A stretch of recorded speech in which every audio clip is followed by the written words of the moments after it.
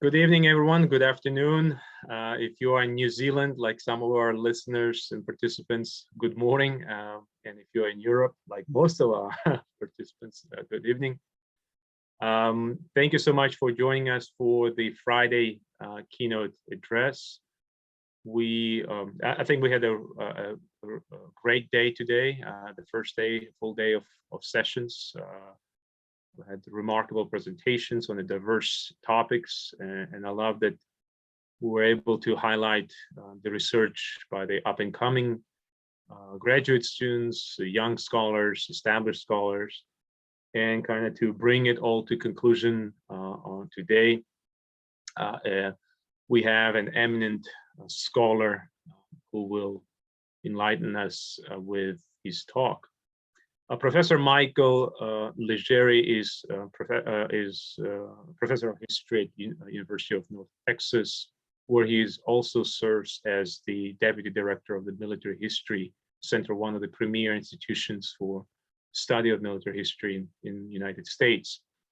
He worked on his doctorate at Florida State University under the direction of Professor Donald Howard, in whose memory we organized this conference. And since he's finishing his dissertation many years ago, Professor Leggiere has established himself as one of the eminent military historians of Napoleonic Wars, and I'm sure many of us are familiar with his fundamental studies on the Napoleon's campaigns in Germany in 1813, Napoleon's defense of France in 1814, or the masterful biography of Field Marshal Blücher that came out a few years back. But today, Professor Leggiere will discuss his newest research, the year 1801, the year Bonaparte almost had it all. Without further ado, Professor Leggiere. Well, thank you, Alex. That was a very kind introduction, and thank you for the honor of giving the keynote today.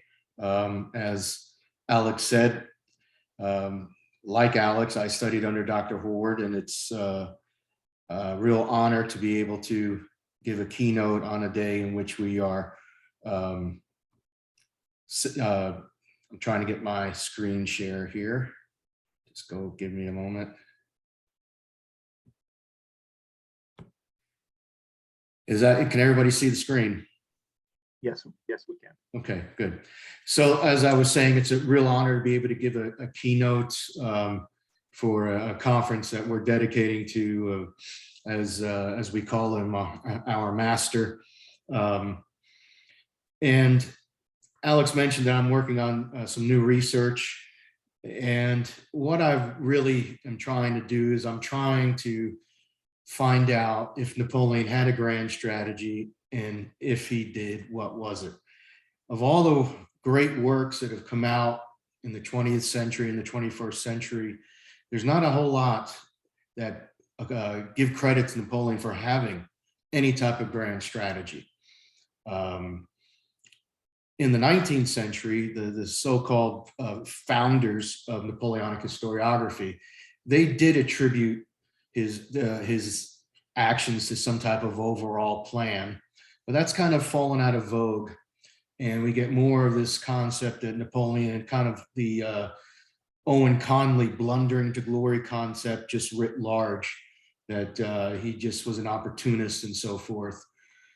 But the material I've been working on, I think I'm going to be able to make a pretty good argument that he had a grand strategy that he pursued from pretty much beginning as a general fighting in Italy, who really shouldn't have been concentrating on issues on the grand strategic level, but was right up until the Russians invaded Central Europe in 1813, or by extension, leaving Marshal Davout in Hamburg in 1814.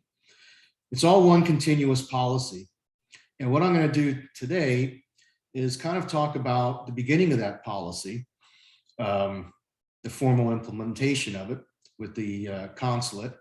And as I was thinking about the title for this paper, although I'm not a great Whitney Houston fan, that song just keeps going through my head. Didn't we almost have it all? Because in 1801, Napoleon really did almost have it all. So what I want to do is I want to start with not necessarily intellectual underpinnings, but more along the lines of policy underpinnings and strategy and policy underpinnings. So now I'll begin. Commissioned by Napoleon, the state of France at the end of the year 8 was authored by the Undersecretary of the Ministry of Foreign Affairs, Alexander Otterive. Published in 1800, the book gained almost universal recognition in the capitals of Europe as the consulate's official foreign policy statement. Close associate of Talleyrand, or more negatively, a creature of Talleyrand, Otterive called on all states to recognize Britain as the common enemy and to unite with France to overthrow British domination. His argument attributes the breakdown of the European state system as established by the 1648 Peace of Westphalia to the rise of commercial rivalries and Britain's global supremacy. According to his thesis, British trade and maritime systems, which he traces back to Oliver Cromwell's 1651 Navigation Act, provided Britain with not only global dominance, but authorized London with pursuing universal monarchy through commercial monopoly. To counter Britain's navigation acts, which Otterive called a declaration of perpetual war by a single nation against all the nations of the universe, he prescribes a universal and federal act of navigation that would ensure maritime rights for all states. He insists that a lasting peace can only be established after the elimination of mercantile rivalries and the replacement of Britain's commercial hegemony with a new system of trade based on equal international rights.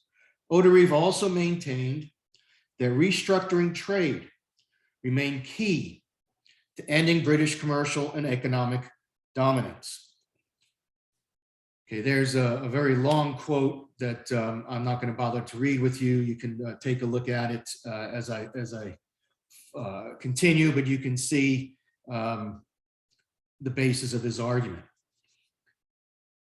Otterive also maintained that restricting German trade remained key to ending British commercial and economic dominance on the continent. The Confederate nature of the Holy Roman Empire made German states easy prey for British commercial exploitation. The situation required geopolitical change. The map of Germany had to be redrawn so that it would consist of several viable and secure states that would no longer serve as the pawns of British finance or prey for Habsburg or Hohenzollern expansionism. Such states would be capable of participating in the benefits of commerce and contributing to the construction of a new system of free trade. Quote, through the advantages of navigation becoming more generally distributed, the interest of commercial independence might be forcibly and universally felt, unquote. And lastly, Otterive noted that the Eastern powers either had to support this plan or have it imposed on them. So what you see is a very famous map of the fragmentation of Germany. And then we have the French expansion into Germany, thanks to Napoleon's Treaty of Campo Formio, which ended the war of the First Coalition and solidified much of that expansion. So that's the last we're going to hear of Otterive. Now I want to go on and talk a little bit about how Napoleon handled the Eastern powers. As early as 21 January 1800, Bonaparte inquired of the feasibility of bringing Prussia into France's orbit as a counterweight to Russia. To Talleyrand, he wrote, quote, I ask you to report to me on the following questions. What advantage can we gain from Prussia if we accelerated the general continental or partial peace with any of the belligerent powers? Because remember, as of now, the War of the Second Coalition is still ongoing. Number two, what kind of signal can we send Prussia to act more in our favor or more favorably to us? And number three, and what can we do to get Prussia to place itself at the head of the Northern League, which would put a brake on Russia's disproportionate ambition? Unquote. He also declared to the Prussian special envoy to France, Lucasini, that Berlin should close the Elbe and Weser rivers. Not only that, Berlin should order troops to occupy Hanover. Okay, and here you see the Elbe right here and the Weser, Hanover right in between, great city of Hamburg, Bremen.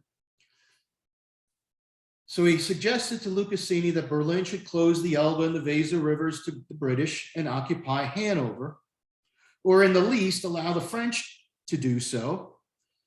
And either the French or the Prussians hold the electorate hostage as compensation for the British war on neutral trade.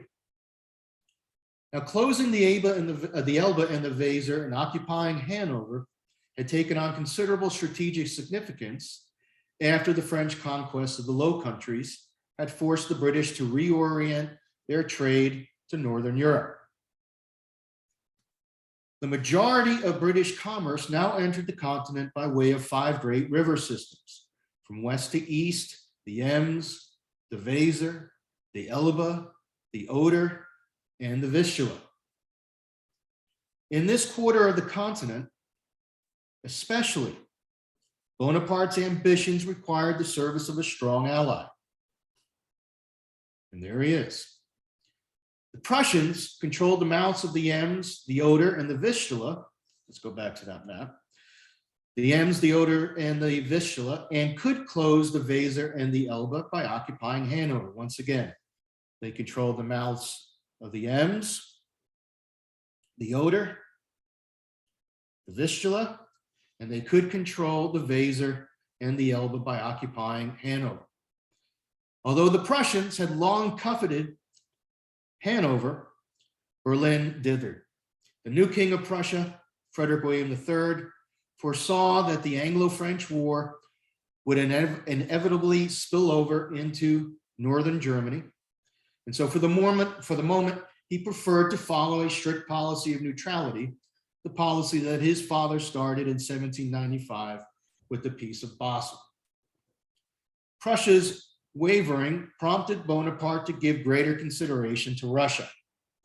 As for Russia, after withdrawing from the Second Coalition, Tsar Paul had formed the Second League of Armed Neutrality with Denmark, Norway, Prussia, and Sweden. Now, the purpose of the Second Armed Neutrality was to protect neutral shipping against British wartime policy of unlimited search for French contraband, and to freeze all British trade in Northern Europe. On 1 June 1800, to shift gears just a little bit, Bonaparte informed Talleyrand that the Ottoman Empire no longer exists, or no longer needs to exist. And if Paul turns in this direction, our interests become common. 3 days later, he directed Talleyrand to send an agent to St. Petersburg. I've already told you this in one of my letters, he said, probably a little sternly. It is absolutely necessary. We have to give Paul some consideration and let him know that we want to negotiate with him. I leave it to your prudence to see whether it would be advisable for our charge d'affaires in Hamburg or some other city to make general overtures and flatter Paul. Perhaps a Russian officer who is our prisoner could fulfill this purpose. Make a decision and get an agent to Petersburg. Now we'll change gears. 4 months later, on the 30th of September, 1800, Bonaparte's older brother, Joseph, signed the Treaty of Mortafontain with a delegation from the United States to end the undeclared Franco-American quasi-war. This treaty granted each other most favored nation trade status, and the articles in it were meant to attract Russian interest. Tsar Paul was a very staunch proponent of freedom of the seas and the rights of neutrals in maritime trade. Bonaparte keenly made it apparent in the Treaty of Mortafontain with the Americans that he agreed with Paul. In a memorandum to the Legislative Corps, he explained that, quote, through its convention with the United States of America, France has solemnly renewed the declaration of its principles regarding complete freedom of the seas in such a way that the powers of the North, by defending this freedom, will certainly approve. So what we see is that Bonaparte hopes to cultivate a relationship with the Tsar that aligned France and Russia and their respective blocks of allies and vassals in an anti-British coalition. A Franco-Russian dialogue actually began over the exchange of prisoners, and this dialogue morphed into alliance talks in late 1800.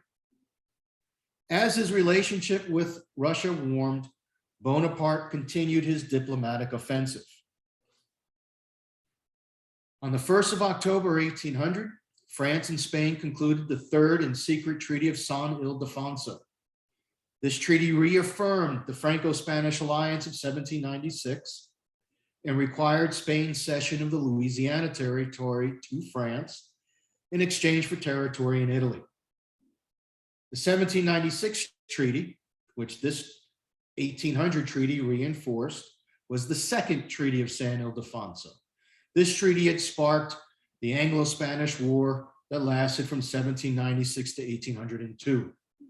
The secret Article 4 of this second treaty this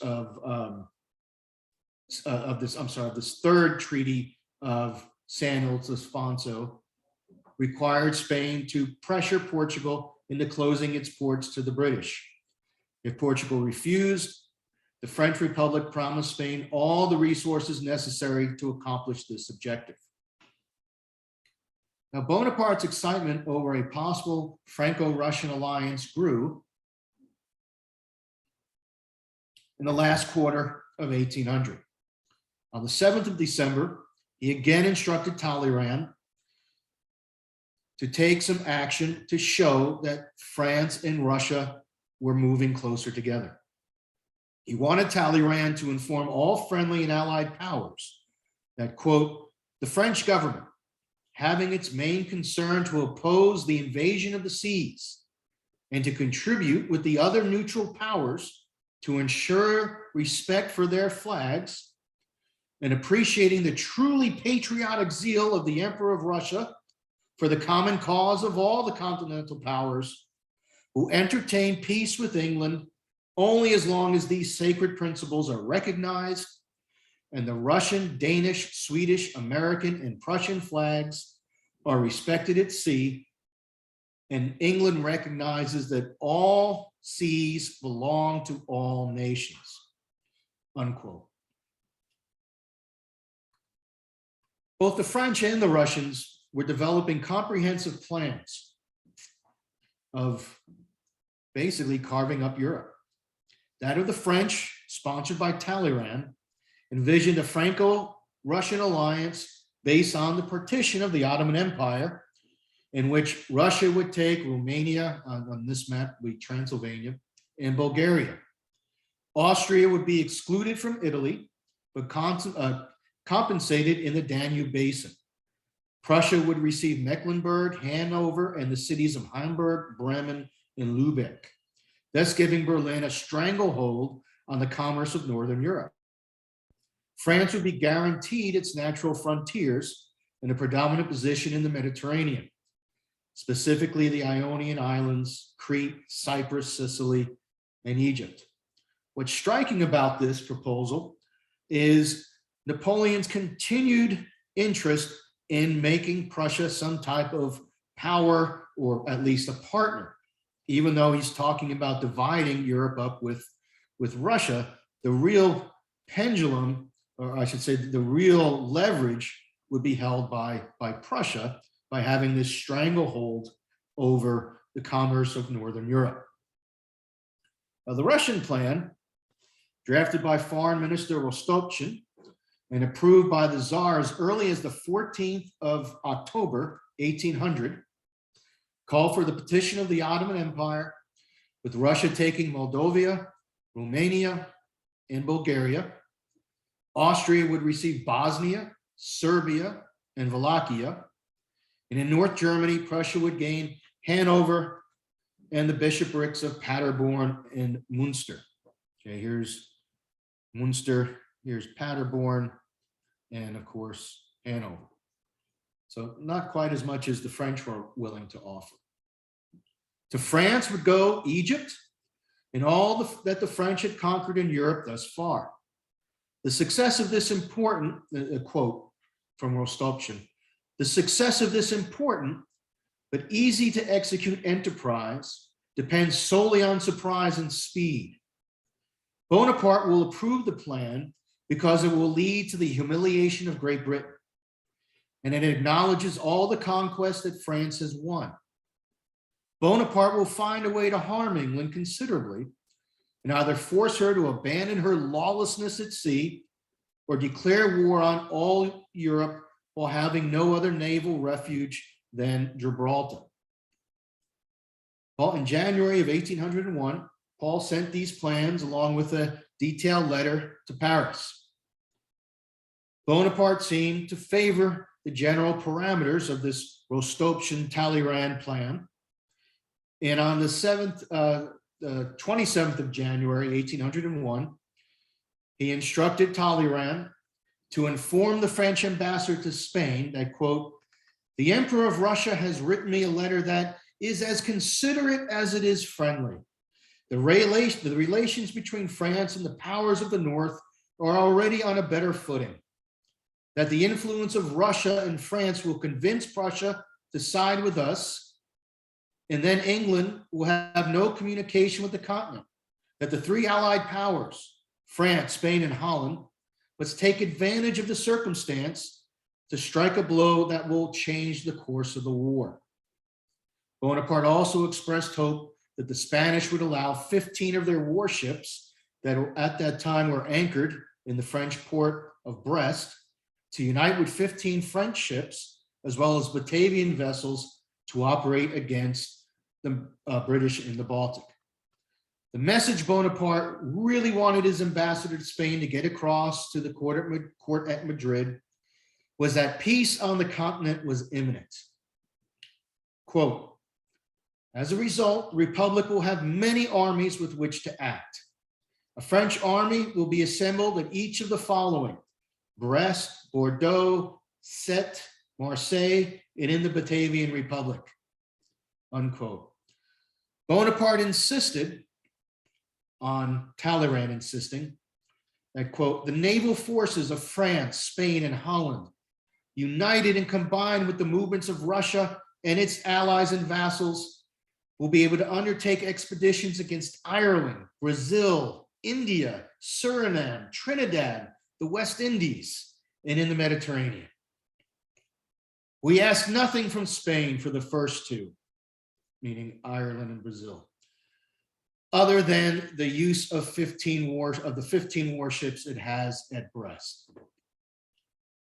Well, a lot of times Napoleon will often contradict himself, and in this case, he certainly did, because while he didn't ask directly, he did tell Talleyrand to inform the French ambassador that he wanted the Spanish to prepare 4 warships and 2 frigates at Ferrol, along with 2,000 men supplied with 6 months of provisions, quote, to attack jointly with the French Batavian squadrons, Suriname, Trinidad, and the American islands, unquote.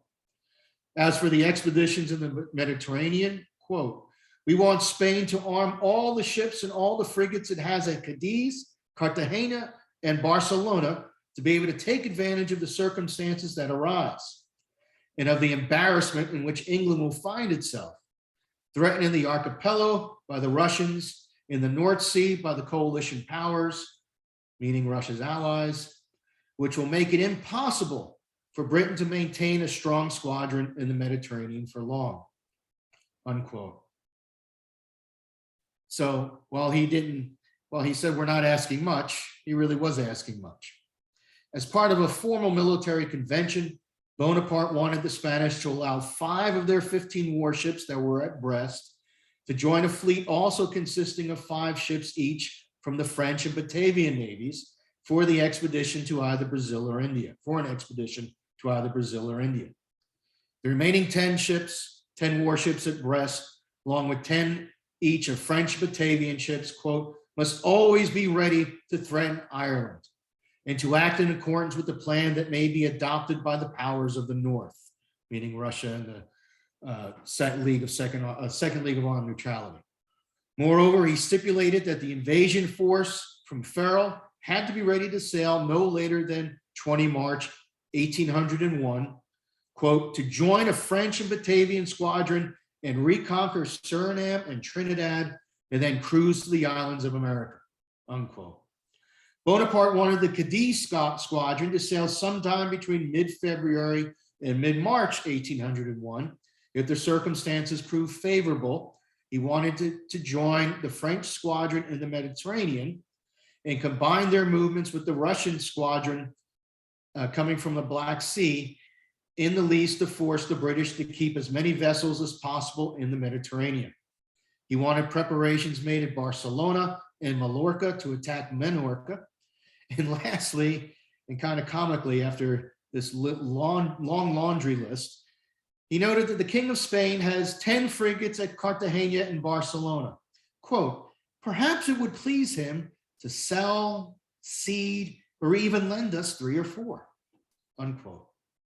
Now, just as an aside, I want to mention this because the pace of diplomacy that Napoleon starts as soon as he becomes first consul is just unbelievable. While all this is going on, the Franco-Austrian negotiations culminated on the 9th of February, 1801 with the Treaty of Lunéville to end the War of the Second Coalition, leaving France, only France and Britain at war. Very briefly, this was another compensatory peace in which it merely stipulated reiterated the stipulations of the 1797 Treaty of Campo Formio that concerned France's natural frontiers and Austria's control of Venetia. Specifically, Article 6 of the Treaty of Lunéville confirmed French control of all German territory on the left bank of the Rhine. And this is important because if we remember what Arteville said, it was necessary to unite Germany into some type of more consistent state to be able to resist British trade. Article 7 mandated compensation for all the German princes who lost territory in the Rhineland. And lastly, Bonaparte forced the Austrians to recognize the Batavian, Cisalpine, Helvetic, and Leggierian republics that had been created as a result of the previous 2 wars. So the Franco-Austrian negotiations finished on the 9th of February, 1801. On the 17th of February, 1801, Bonaparte ratified the Treaty of Madrid with Spain, creating a Franco-Spanish military alliance, which Napoleon believed would, quote, cause England to lose her last ally on the continent, unquote. And you could see the extra material I have there that I don't want to run out of time, so I'll let you read that as I move on. Napoleon was confident that this Franco-Spanish alliance would force Portugal to abandon England and close its ports to British commerce. He pledged to immediately send 20,000 men to Bordeaux and Bayonne to participate in the anticipated Franco-Spanish invasion of Portugal. Okay, so that was the 17th of February. Now, 10 days later, on the 27th of February, still we are in the magical year of 1801, he wrote to Tsar Paul, full of enthusiasm, quote, the arrogance and insolence of the English have no example. I'm going to gather, as your majesty seems to desire, 300 or 400 gunboats in the ports of Flanders. Well, I will assemble an army. I gave the orders to form an army in Brittany that can be embarked on the Brest squadron. The division of the French army is on the borders of the Kingdom of Two Sicilies. I asked its king to put an embargo on all English ships in the ports of his states, unquote. Informing Paul that 10 warships from the Brest squadron had recently reinforced that of the Toulon squadron, he eagerly speculated that as soon as the Spanish assembled a squadron at Cadiz, these squadrons would combine with the Russian Black Sea Squadron. But for this purpose, Bonaparte wanted access to at least one port in Sicily and one port on the Neapolitan coast of Taranto. He admitted to Paul that their squadrons would not be safe in these Italian ports until Russian and French troops occupied those ports. For this reason, Bonaparte proposed a Russian garrison in one of the principal ports of Sicily and a French garrison in one of the ports on the Gulf of Taranto. Now, Bonaparte does not provide any specific information on the purpose or objective of this combined fleet that would be in the ports of the Kingdom of the Two Sicilies in this 27 February letter to Paul. But later in the same letter, he raises the issue of Egypt, which was still occupied by 21,000 French soldiers. Quote, "The English will attempt a landing in Egypt," unquote, as he assured the Tsar rather prophetically. And this did prove to be rather prophetically, because just 2 weeks after he wrote this letter, Ralph Abercrombie's British expedition landed at Aboukir on the 8th of March. So Bonaparte concluded his letter to Paul by saying, quote, "The interest of all Mediterranean powers, as well as those of the Black Sea, is that France retains Egypt. The plan for the Suez Canal, which will join seas of India and the Mediterranean, already been drafted. It will be easy work that will take little time and will produce incalculable advantages for Russian trade. If your Majesty is still of the opinion that you have so often expressed of having part of the commerce of the North carried on by the South, you can support this great enterprise, which will have so much influence on the future situation of the continent, by intervening with the Porte regarding the affairs of Egypt," unquote. Now, turning to the Prussians, Berlin finally, under a lot of French and Russian pressure, Berlin finally agreed to close the mouths of the Elbe and the Weser, but refused to occupy Hanover. So Bonaparte proposed to Tsar Paul a joint Franco-Russian occupation until the conclusion of a general peace, volunteering to cover the cost of Russia's participation should the Tsar agree. He guaranteed Paul that France and Russia, together with their respective blocs, could cut all communication between Britain and the continent. Bonaparte then revealed an intriguing scenario. If the Prussians did as they said and closed the Elbe and the Weser, all the Russians would have to do was occupy Hanover and keep Scandinavia closed to British through their continued leadership of the Second Armed Neutrality. Bonaparte also revealed that he had dispatched an observation corps to Bordeaux to force Portugal to close its ports to the British. Moreover, to completely seal the Italian peninsula, he pledged to close all the ports of the Kingdom of the Two Sicilies to completely sever British communications with Europe. Okay. 1 month later, another Franco-Spanish agreement, the 21 March 1801 Treaty of Aranjuez, announced the cession of Louisiana territory to France and paved the way for the so-called War of Oranges between the Franco-Spanish alliance and Portugal. After Lisbon refused the Franco-Spanish demands, the Spanish army prepared to cross the Portuguese frontier. That same month, ongoing talks with the Neapolitans led to the signing of the 28 March 1801 Treaty of Florence, which effectively made King Ferdinand IV a vassal of France. Following the plan he expressed to Tsar Paul, Bonaparte made sure that one of the treaty's secret clauses granted a corps of 8,000 to 10,000 French troops free passage through the kingdom to the ports of Otranto and Brindisi, from where they would embark for Egypt in the spirit of putting a stop to the maritime usurpations of England, unquote. And as an added bonus, Ferdinand agreed to foot the bill of maintaining the French troops while they were on his soil. Okay, that same time frame, 23 March 1801, the Tsar had issued an ultimatum to Berlin, demanding that the Prussians march into Hanover.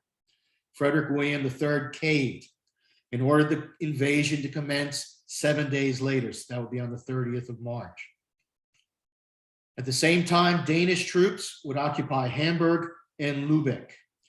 So what we see is that the combined effects of Bonaparte's alliance with Spain, his control of Italy and the Low Countries, and now the actions of Paul and his northern allies, English intercourse with the continent would be completely cut from the Baltic to the Adriatic, with the exception of Portugal, and the Spanish were preparing to invade Portugal. So here we have it.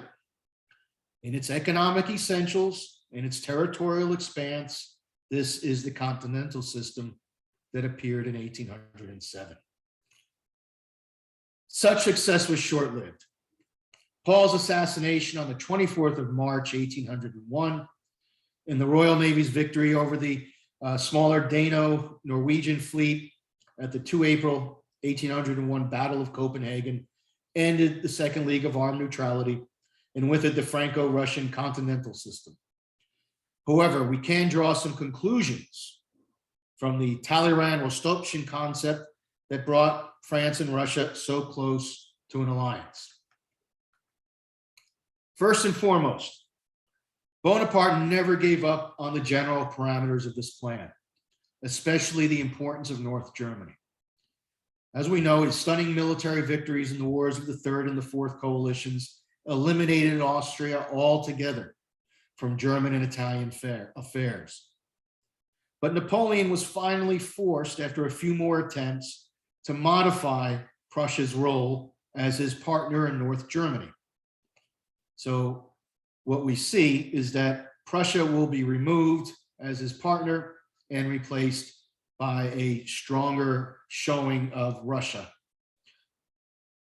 making basically an east-west division of Europe rather than what we just seen, a north-south division where Bonaparte has Italy and Iberia, and the Tsar will have what's considered the north. There's very little, I mean, this is semantics if you have, in the literature, it's regarded as a change from a from a north-south orientation in 1801 to an east-west orientation. I will look more into that and see if that makes it in the book or not. Because like I said, to me, it's semantics. Second, Bonaparte acknowledged the need of another major power to fill the role of the junior partner who would guarantee his anti-British policies. Third, Austria would play no role in his system. Fourth, the entire continent and Scandinavia would have to participate in any type of continental blockade for it to work. Fifth, France would have to do the heavy lifting in the war with Britain. And lastly, what we can take from this is that the speed with which the Franco-Russian continental system came together in 1801, the bullying of Prussia, the vassalizing of Germany and Italy, and the projected conquest, not to mention Spain, and the projected conquest of Portugal were all harbingers of things to come. Now, as we know, Paul's son and successor, Alexander I, sought a rapprochement with London, but Talleyrand did manage to conclude separate treaties on the 8th and 9th of October, still in 1801, with the Russians and Turks respectively, on the surface to finalize the end of the Second Coalition. The Franco-Russian Treaty of Paris stated that the signatories would reestablish commercial relations as a new commercial treaty, while the Franco-Turkish Treaty called for the restoration of all previous treaties, including those involving commerce, navigation, and most favored nation trade status. And in return, the French agreed to completely evacuate Egypt. Now, of greater importance to our story is the comprehensive and secret Franco-Russian treaty signed in Paris on the 10th of October. So we have the Franco-Russian treaty on the 8th, the Franco-Turkish treaty on the 9th, and now we have the secret Franco-Russian treaty signed on the 10th of October, 1801. In view of the reordering of Germany, the first article reiterates the commitment that both states would honor their roles as guarantor powers of the Holy Roman Empire and to work together to maintain a fair balance between Austria and Prussia in German affairs. They pledged to establish, quote, an intimate concert and, quote, communicate the respective views to end amicably the subsequent affairs of Italy and those of the Holy See from a political point of view, unquote. Bonaparte offered his good offices to broker a definitive Russo-Turkish peace and to respect the sovereignty and neutrality of the Kingdom of Naples. Quote, a friend and ally of the Emperor of all the Russias, unquote, which meant the opening of Neapolitan ports to ships of all flags.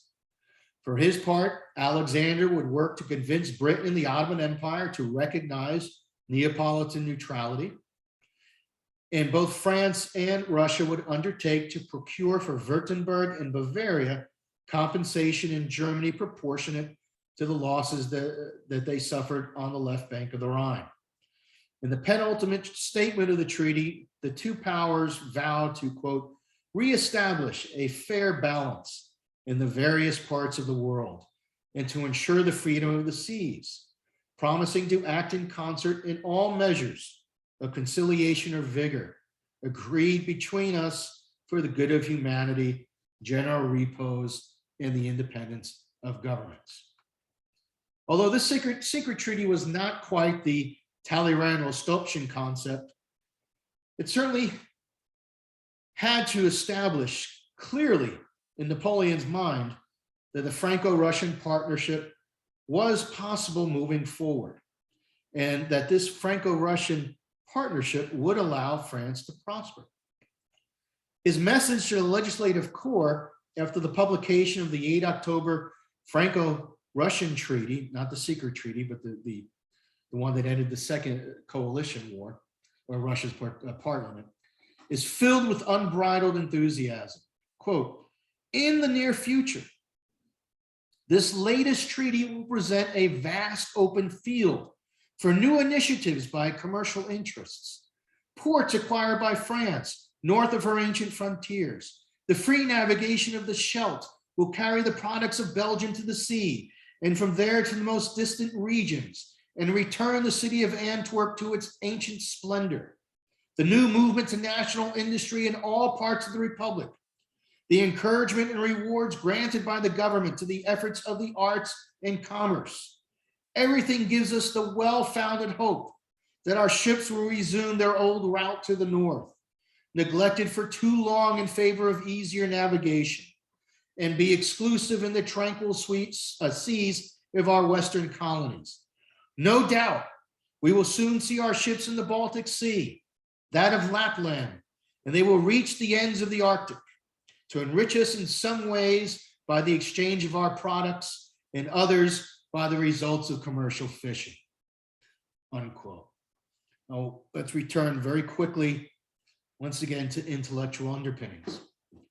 Now, the intellectual underpinnings of Napoleon's grand strategy strengthened during the empire. In 1805, the banking expert Montbriand published the preponderance of maritime and commercial preponderance of Great Britain. It's a long polemic, but according to it, Europe had to view Britain as, quote, the despot of the seas and commerce, unquote.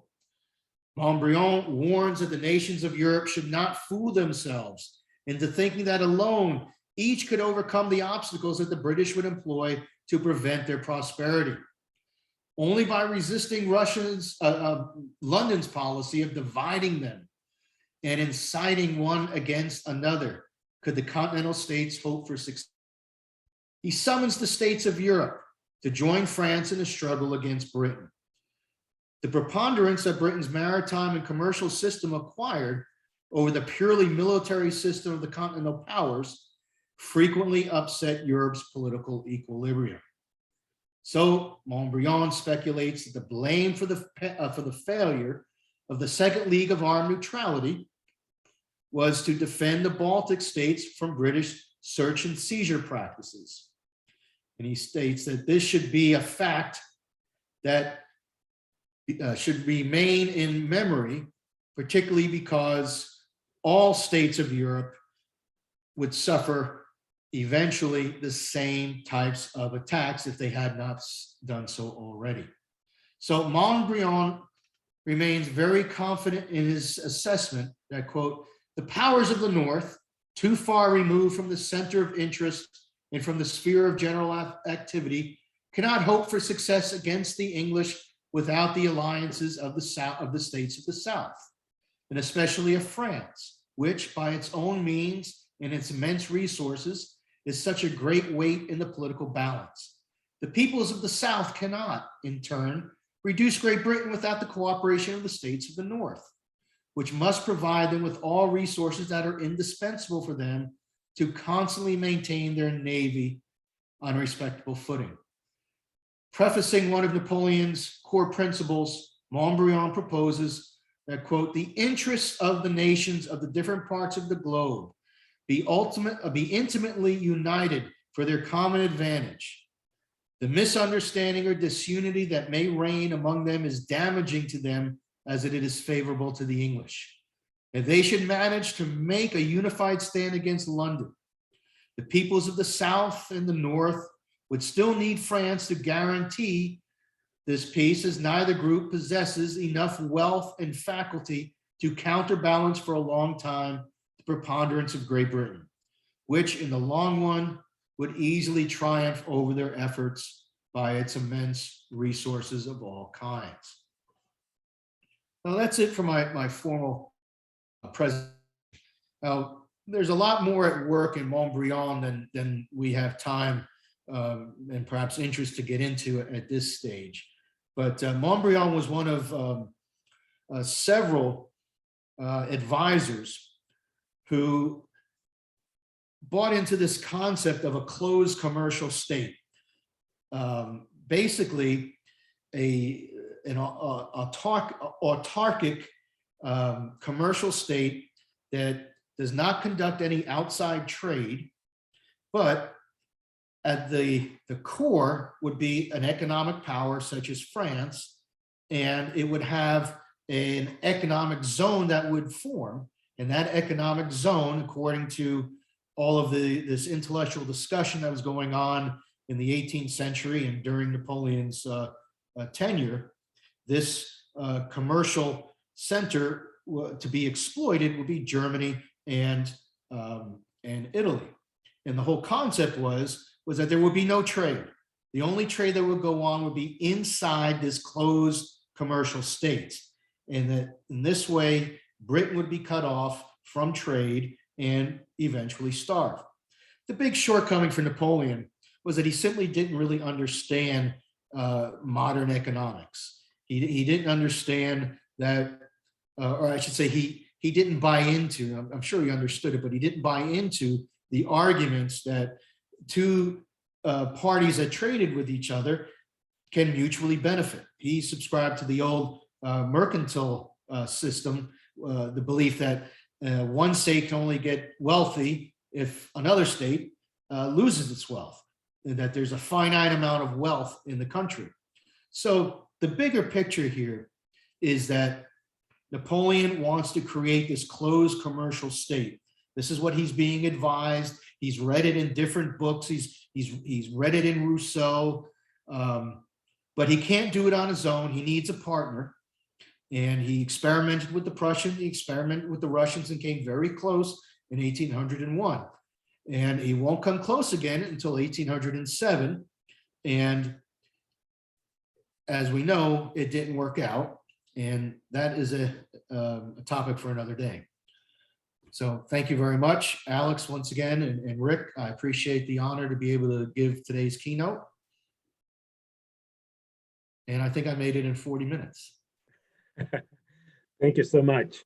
I want to remind the audience that they can send the questions directly to me, and I received already some, and I'm ready. I see that more are coming. The first question that we have for you, Dr. Leggiere, is how instrumental was Napoleon to shaping this grand strategy? And meaning that if we remove Napoleon as an individual from it, let's say he died in the last campaign, would France aspire to similar grand strategy? Yes. This grand strategy goes all the way back to Richelieu, and that's one of the points I'll be making in my book, is that we all know that Napoleon was a great synthesizer in his military, his way of war. Well, he was the same thing with his grand strategy. There's really nothing new except for the accelerated pace, the definitiveness, everything that we attribute to Napoleon in other fields.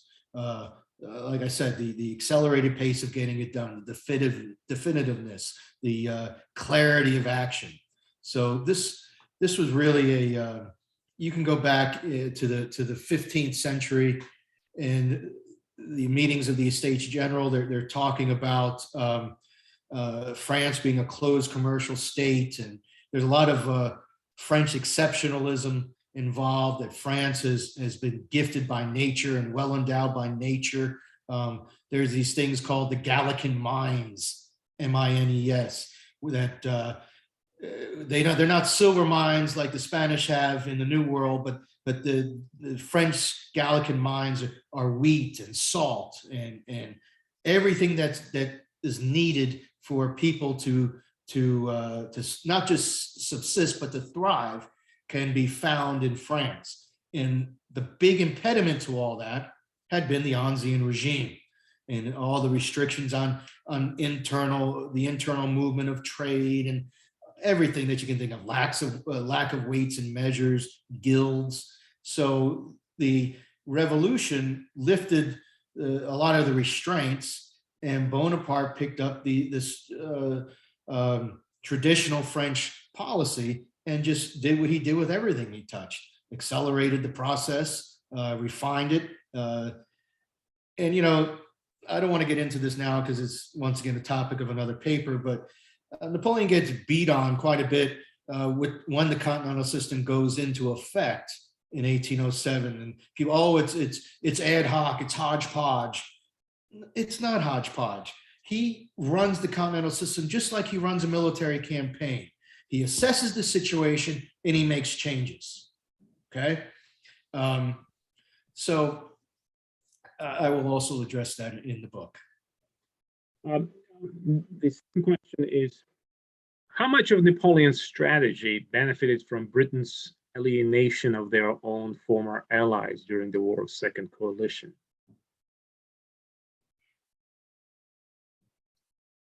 Well,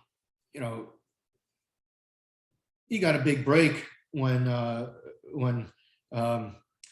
General Massena stopped the Russians in Switzerland, and that caused the Russians to drop out of the war. So yeah, there was a vast degree of luck there that the Russians already dropped out of the war, and that the Austrians and the British were not on the greatest of terms. But the British and the Austrians, their relationship did not fall apart like the Russian relationship with the British and the Austrians did. So yeah, having Tsar Paul create a second League of Armed Neutrality, that was very fortuitous. There's no questioning that. Another question is, what do you think, how would you assess Napoleon's grand strategic vision and skills? It seems from this presentation that it was not particularly a strong suit of his. From this presentation? Yeah. I guess I didn't get my point across. He had a very good grip of grand strategy. As I mentioned in my opening, he was talking about grand strategy as a general in Italy, far above his pay grade, Dr. Gurgis. And I have no response to that question. He was very good at grand strategy, as my book will show. Then another question is, how much of Napoleon's, sorry, let's go. So in the context that you see, right, in this wider context, was in your mind Peace of Amiens truly a truce in Napoleon's mind, or reflection that Napoleon felt he had achieved the majority of his grand strategy goals? No, no. I'm sorry, the Peace of Amiens to Napoleon was an opportunity to further, or I should say, take the next step of his grand strategy, which was to reestablish the French colonies in the Western Hemisphere. Now, what we see is that in a year's time, and there's no reason ever explained, there's schools of thought on it, but there's no real reason explained, Napoleon will give up on that plan. We know about the losses in Haiti. We know that he couldn't both colonize the Louisiana territory and subdue Haiti. But whether he sold it to the Americans to get money or sold it to the British, or sold it to them for strategic reasons, we don't know. But in a year's time, he completely gave up on that. And what I'm going to argue in my book is that this is the most decisive turn of events, because this is when Napoleon decides on an autarkic policy for good, that he is going to turn his back on the colonies on the Western Hemisphere, and he's going to build up Germany into this, and Italy into this closed commercial state, and that he is going to exploit it for France's benefit. He's going to gain, he's going to build French industry. He's going to build the French economy. And then perhaps 10, 15 years down the road, he'll be able to reassess and start thinking about the colonies again. But I see the period between Amiens and the sale of Louisiana as a very decisive turning point in his grand strategic vision of how he was going to create empire. What about, the question is, what about the role of other states, and namely Spain, Sweden, Denmark, Norway? How did they fit into this grand strategy? And of course, at the end of your presentation, you mentioned Austria. So what are their role? Austria was to have no role. Austria was to be kept on the outside, a pariah because of Austria's interest in Germany and Italy. All other states were to be subordinated. The historiographic question of, was Napoleon a European or was he a Frenchman? Very much in the affirmative, he was a Frenchman. What he was building was purely economic exploitation. Yes, he brought the benefits of the code and so forth, but everything was designed to benefit France. He put his siblings on thrones. Why did he do this? Well, it's not because he was a nice guy. It's not because he wanted the people of those countries to love him. He put them on there at very strategic places: Spain, Naples, Westphalia to control North Germany. These were areas of commerce that Bonaparte wanted to make sure were locked down. He knew that he couldn't run things effectively from Paris, so he put what he felt would be basically what a term I'm looking for escapes me, but he put his representatives in these places, not to show the inhabitants his love, but to make sure that they got cracked down, that the continental system was enforced.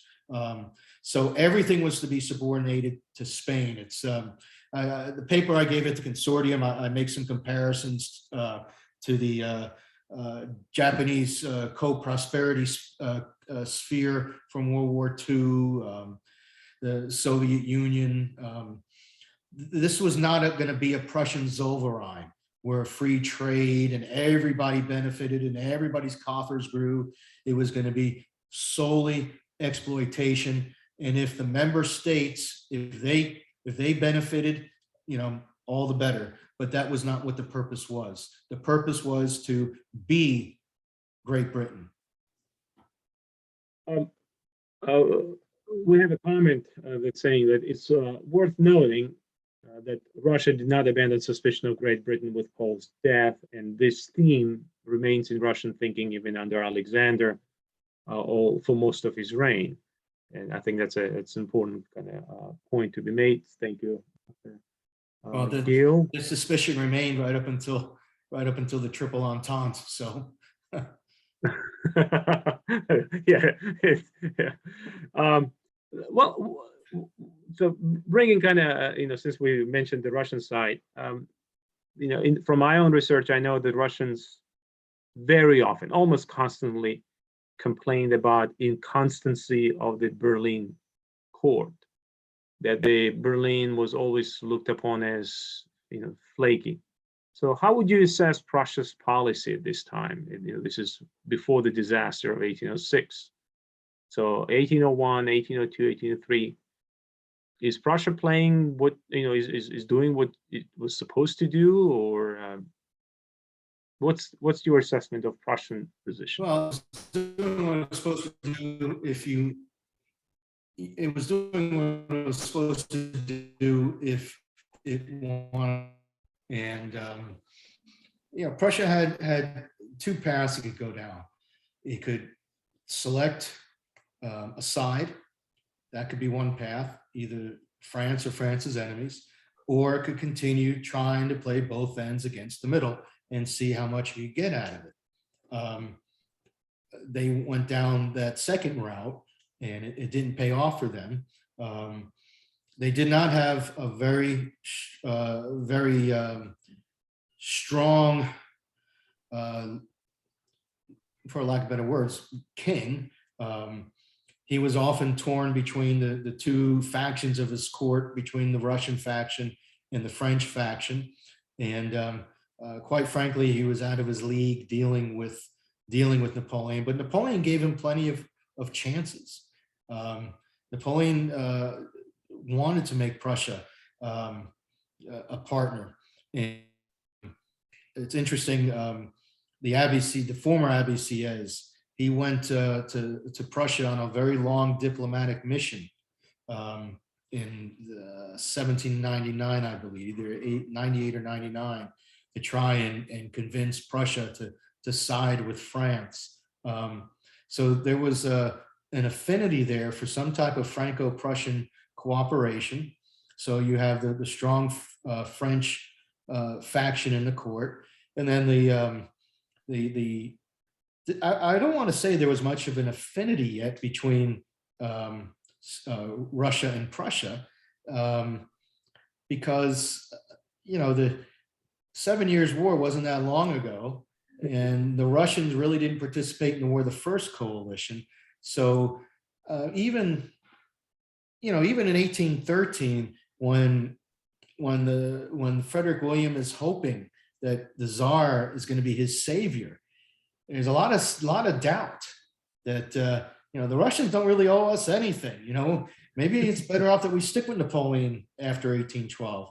So as the master used to say, Berlin, Dr. Horde never had much respect for the Prussians, and for the period of 1801 to 1806, it's hard to give them much respect.